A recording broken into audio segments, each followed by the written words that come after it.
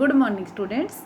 हिंदी की कक्षा में आज हम जानेंगे वितान से पाठ नंबर 3 आलो आंधारी। इसकी लेखिका है बेबी हालदार। तो जो बेबी हालदार हैं मैं उनका थोड़ा सा संक्षिप्त परिचय आपको देना चाहूँगी।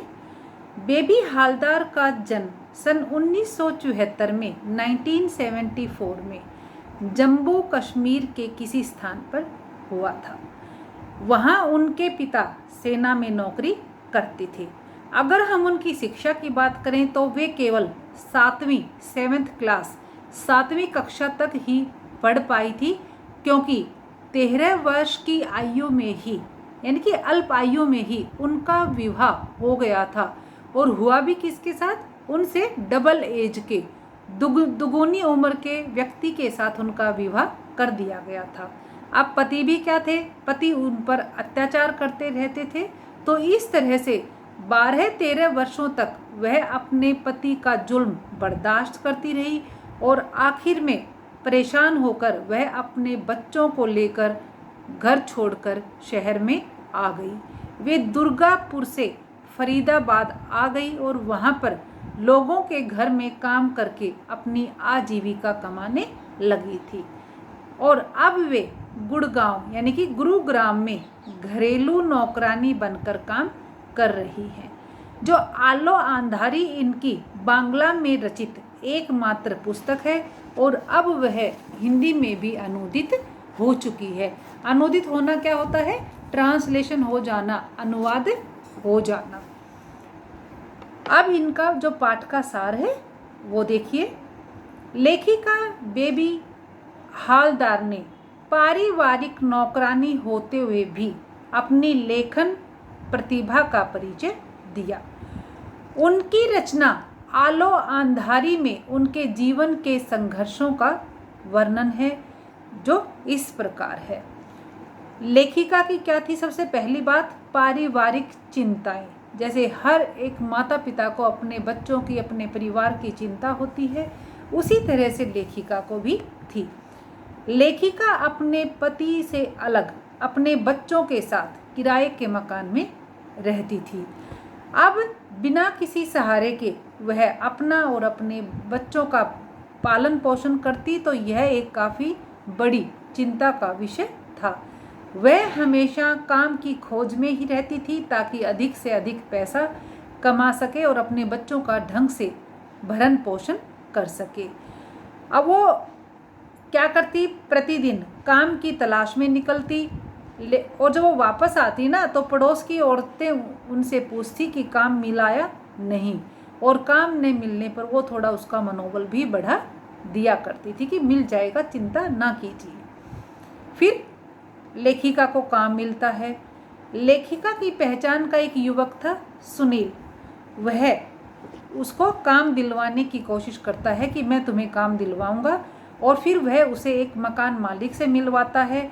जो मकान मालिक थे वे एक भले आदमी थे, तो उन्होंने लेखिका को अपने घर पर काम के लिए रख लिया। अब उसकी जो आप कहोगे कि कितनी सैलरी पर रखा गया, उनको 800 रुपये महीने पर रख लिया गया। अब यहाँ लेखिका का कार्य क्या था? घर की सफाई करना और खाना बनाना। लेकिन लेखिका से पहले वहाँ पर जो महिला कार्य करती थी वो अब लेखिका के आने से हटा दी गई थी, तो उसके तो पेट पर लात लगी थी ना, तो उसको बड़ा गुस्सा आया हुआ था। तो उसने लेखिका को काफ़ी बुरा भला कहा था। अब लेखिका क्या करती? प्रतिदिन अपने जो मालिक था उसके घर पर सवेरे आ जाती और दोपहर तक सारा काम करके अपने घर चली जाती। फिर घर जाकर अपने बच्चों को नहलाती, खाना बनाकर खिलाती और अपने बच्चों की देखभाल करती थी। तो वो हमेशा ना एक माँ होने के नाते इसी चिंता में रहती थी कि इतने पैसों से कैसे काम चलेगा। अब फिर क्या किया लेखिका ने? पैसे बचाने के लिए लेखिका ने घर बदला। पहले मकान का जो किराया था वो अधिक था, तो इसलिए लेखिका ने दूसरा मकान ढूंढ लिया। अब उसने ठीक है कम किराए का मकान तो ढूंढ लिया, लेकिन उसमें असुविधाएं अत्यधिक थी। और तो और घर में बाथरूम तक नहीं था, तो उसे शौच आदि के लिए बाहर जाना पड़ता था, और वहाँ के जो लोग थे ना उनका व्यवहार भी अच्छा नहीं था। वे उसके बारे में, वह पति से अलग रहती थी ना, तो उसके बारे में वो तरह तरह की बातें करते थे। तो अब लेखिका को क्या हुआ, अपने बच्चों की और भी चिंता हो गई थी। एक तो पैसा नहीं था, दूसरा जहाँ अब रहती थी वहाँ का माहौल ठीक नहीं था, तो वो करती भी क्या, तो फिर से हमेशा काम की ही तलाश में रहती कि किसी दूसरी जगह काम मिल जाए तो मेरे बच्चों का ठीक से गुजारा हो जाएगा। तो वो अपने जो उसका मकान मालिक था ना, उससे भी कहती रहती थी कि मुझे कहीं और काम दिलवा दीजिए ताकि मैं अपने बच्चों का ढंग से पालन पोषण कर सकूं। अब उनको कौन मिलते हैं, तातुश और उसके परिवार का व्यवहार। तातुश कौन था, उसका मकान मालिक। तो जो उसका मकान मालिक था वह एक सज्जन था, वह लेखिका का पूरा ध्यान रखता था और वे उससे सारी यानी कि ढंग से व्यवहार करते थे। तो वे एक दिन लेखिका से पूछते हैं कि तुम घर जाकर क्या क्या काम करती हो। तो जब वो सुनते हैं ना तो उनको बड़ा आश्चर्य होता है कि तुम पूरा दिन यहाँ घर का काम करती हो, फिर घर में जाकर अपने बच्चों का ध्यान रखती हो, तो वो और अकेली कैसे कर पाती हो। तो बड़े हैरान होते हैं। तो जो मकान मालिक होता है, जो मालिक होता है ना, वो क्या कहता है कि तुम मुझे तातुश कहकर पुकार सकती हो, क्योंकि जो लेखिका थी वह उस मालिक की बेटी की उम्र के बराबर थी। तो वे उसको बेबी पुकारने लगे थे और जो लेखिका थी उनको तातुश कहकर पुकारती थी। अब बेबी जो थी यानी कि बेबी हालदार लेखक, उसकी उसमें पुस्तकों के प्रति गहरी रुचि थी। अब लेखिका जब उनके घर की साफ सफाई करती तो पुस्तकों की अलमारियों की साफ सफाई भी करती। तो वे उन किताबों को ना बड़े ध्यान से देखती और सोचती कि इतनी किताबें कौन पढ़ता होगा। अब जब तातुश ने देखा कि लेखिका की रुचि काफ़ी है इन पुस्तकों में, तो उन्होंने उसको एक किताब दी और कहा इसको घर जाकर पढ़ लेना। तो फिर बेटा जब तातुश ने उससे बात की कि तुम्हें कितना पढ़ना लिखना आता है, लेखकों के बारे में बात की, तो जो लेखिका थी ना, उन्होंने बांग्ला लेखकों के बारे में उनको बताया कि मुझे इनके बारे में पता है। अब तातुश लेखिका को लिखने के लिए प्रेरित करते हैं। वे उसे एक कॉपी और पेन देते हैं और कहते हैं कि तुम जब भी तुम्हें समय मिले ना तो कुछ ना कुछ लिखती रहा करो। लेकिन अब इतने काम थे और उनके बीच समय निकालना बड़ा मुश्किल था। लेकिन जब तातुश ने बार बार उससे आग्रह किया तो वे कुछ ना कुछ लिखने लगी थी। और इस तरह से जो पढ़ने लिखने का शौक था वह लेखिका की आदत बन गया था। फिर एकाकी जीवन और नए घर की परेशानियों ने उसे बड़ा परेशान कर रखा था, क्योंकि जो अपना समाज है ना वो किसी को ढंग से नहीं रहने देता। तो वो जो उसके साथ गंदा व्यवहार करते थे ना लोग, आसपास के लोग, तो वो उससे सहन नहीं हो रहा था। अब अक्सर लोग उससे क्या करते, छेड़खानी करते, बेमतलब की बातें करते और ऊपर से कितनी परेशानियां भी थी उसके घर में, यहाँ तक कि बाथरूम भी नहीं था। तो उसने घर क्या किया, वो बड़ी परेशान हो चुकी थी, उसको यही था कि मैं कहीं ना कहीं यहाँ से चली जाऊँ। फिर एक दिन क्या होता है कि जब वो काम से घर पर वापस जाती है तो देखती है कि मकान टूटा पड़ा है। उसका जो सामान था वो सारा खुले में पड़ा हुआ था और उसके जो बच्चे थे वो रो रहे थे। तो यह देखकर लेखिका भी रोने लगती है। और अब उसे मतलब समस्या तो ये खड़ी हुई ना कि एकदम से मैं मकान कहाँ पर ढूंढूंगी। तो वह अपने सब लोग जितने भी थे वो वहाँ से जा चुके थे, क्योंकि सबके परिवार में मर्द थे, पुरुष थे ना, लेकिन वो कहाँ जाती। तो वो बच्चों के साथ सारी रात खुले आसमान के नीचे बैठी रही। अब उसको दुख था कि उसके जो दो भाई हैं वो घर के उससे थोड़ी दूर ही रहते थे, लेकिन वो उसका हाल भी पूछने नहीं आई। अब लेखिका क्या करती है, तातुश के घर में जाती है। अब तातुश को पता चलता है कि जो लेखिका है वह बेघर हो चुकी है, तो वे उसे अपने घर में एक कमरा दे देते हैं। तो इस प्रकार लेखिका का तातुश के घर में रहना शुरू हो जाता है। अब उसके बच्चों को उसे ढंग से खाना मिलने लगता है। तातुश और उसके परिवार के लोग उसका बड़ा ध्यान रखते हैं। अगर कोई बीमार हो जाता तो यानी कि बच्चों में से, तो वह उनका इलाज का प्रबंध भी करने लगते हैं। और लेखिका उनका ऐसा अच्छा व्यवहार देखकर, सद्व्यवहार देखकर दंग रह जाती है और तातुश मतलब अपने भाग्य पर घमंड करती है कि मुझे तातुश जैसे पिता के रूप में एक व्यक्ति मिल गई है। फिर बेटा जो उसका बड़ा लड़का होता है उसे उसकी चिंता होती है क्योंकि वो कहीं चला गया था और वह परेशान रहती है कि पता नहीं वो कहाँ होगा, कैसा होगा। तो तातुश है वह उसके बेटे को ढूंढने में मदद करता है। तब लेखिका सोचती है कि मैंने पिछले जन्म में कुछ अच्छा ही कार्य किया होगा और हो सकता है कि तातुश पिछले जन्म में मेरे बाबा रहे हों जो मेरी इतनी सहायता करते हैं। फिर तातुश क्या करते, लेखिका को लिखने के लिए निरंतर प्रेरित करते रहते, उसका हौसला बढ़ाते कि तुम लिखा करो, तुम लिख सकती हो। और फिर उन्होंने अपने कई मित्रों को बेबी हालदार के बारे में बता भी दिया था कि वो लिखती है और जो लेखिका ने कुछ लिखा था ना उसके लेखन के कुछ अंश उन्होंने अपने मित्रों को भी भेज दिए थे। अब जो वो दूसरे लोग थे, जो लेखक लोग थे, उनको लेखिका का लिखना पसंद आया था तो वे भी क्या करते, लेखिका का उत्साह बढ़ाते और उसे निरंतर पत्र लिखते रहते थे। अब लेखिका का काम क्या था, लेखिका काम बढ़ गया था। क्यों? क्योंकि जो घर था ना उसमें तातुश के जो छोटे लड़के थे अर्जुन दा, तो उनके 2 मित्र वहाँ आकर रहने लगे थे, तो इससे लेखिका का घर का काम भी बढ़ गया था, लेकिन वो खुशी खुशी सारा काम करती रहती थी।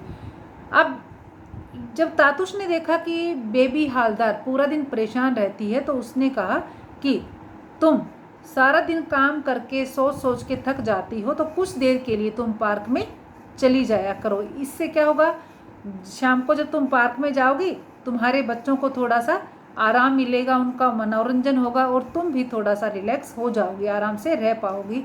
तो इस प्रकार बेबी पार्क में जाना शुरू कर देती है और जब वो वहाँ जाती है ना तो उसकी नए नए लोगों से मुलाकात होती है और फिर वहाँ पर उसकी एक बंगाली लड़की से भी पहचान हो जाती है। अब बेटा क्या हुआ कि जब वो लड़की उसको मिलती है ना तो कुछ समय के बाद वो लड़की वहाँ से चली जाती है और उस लड़की के चले जाने के बाद पार्क में जो लोग आया करते वे उससे दुर्व्यवहार करने लगते हैं, तो लेखिका जल्दी ही पार्क में जाना भी छोड़ देती है। फिर लेखिका जो लिखती थी उसकी लेखन कला की सराहना होने लगती है। अब उसे किताब पढ़ने, अखबार पढ़ने और लिखने के कार्य में आनंद आने लगता है। अब जब तातुश ने कहा कि तुम अपनी आत्मकथा भी लिख सकती हो, जो तुम्हारे साथ घटित हुआ तुम उसके बारे में लिख सकती हो, तो वो उस पर लिखना शुरू कर देती हैं। चाहे वो कितनी भी व्यस्त होती लेकिन वो लिखने के लिए समय निकाल ही लेती थी। इस समय अब क्या था, लेखिका का जो हौसला था वह बढ़ता ही जा रहा था और कोलकाता की एक अध्यापिका थी शर्मिला, वो भी लेखिका का उत्साह बढ़ाती रहती थी। फिर उनके अपने बाबा से उसका मिलन होता है बेबी का, यानी कि वो मिलती हैं, यानी कि अचानक से उनके बाबा उससे मिलने के लिए आ पहुंचते हैं। बाबा के आने पर उसे पता चलता है कि उसकी माँ का निधन हो चुका है। हालांकि उसके भाइयों को पता था लेकिन उन्होंने बेबी को नहीं बताया और जो बेबी थी लेखिका वह अपनी माँ को काफ़ी देर तक याद करके रोती रही। अब बाबा ने उसे समझाया, दिलासा दी, उसके बच्चों से मिले और वापस घर आ गई। फिर लेखिका का पत्र व्यवहार आ जाएगा। इसमें लेखिका का कोलकाता और दिल्ली के मित्रों से पत्र व्यवहार शुरू हो चुका था। वे पत्रों के माध्यम से एक दूसरे का हालचाल पूछते। जो उसकी एक शर्मिला दी थी कलकत्ता की अध्यापिका, कोलकाता और कलकत्ता दोनों एक हैं, तो वे एक दूसरे का हालचाल पूछती। और फिर बेटा क्या हुआ कि लोगों को, जो वो लिखती थी ना, तो लोगों को उसका लेखन पढ़कर आनंद आने लगा, उसका लेखन कार्य पसंद आ गया था और शर्मिला दी भी उसे तरह तरह के उदाहरण देकर समझाती रहती थी कि कभी पीछे मत हटना, समस्याएं सबके जीवन में आती हैं।